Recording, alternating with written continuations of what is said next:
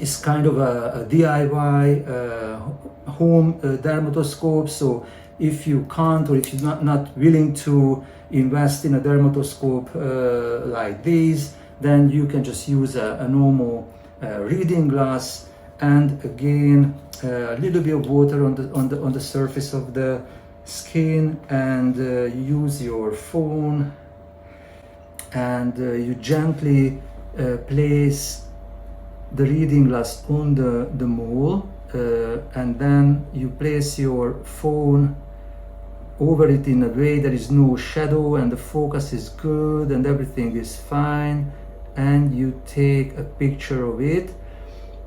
Unfortunately, this phone is not the best, so I don't have that macro option that I have on the phone that I'm recording with.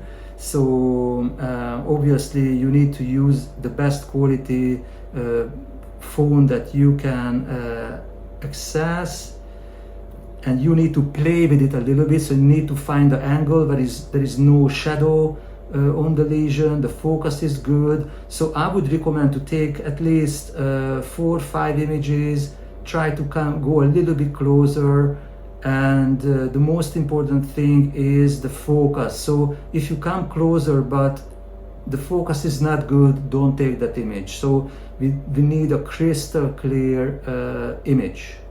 So this is good. I take a couple of pictures here, and obviously the image is not as good as with the other dermatoscopes, but kind of good. So I'm not sure, having seen this, I'm not sure whether I could give a medical opinion on this, but because this is a difficult mole, but if you take a DIY dermatoscopic image of a kind of a simpler mole, yes, I can give, so you can see the limitations of this technique compared to the other professional dermatoscope. I recommend to use one of the professional dermatoscope, a little bit cheaper, a little bit more expensive, both of them very good quality.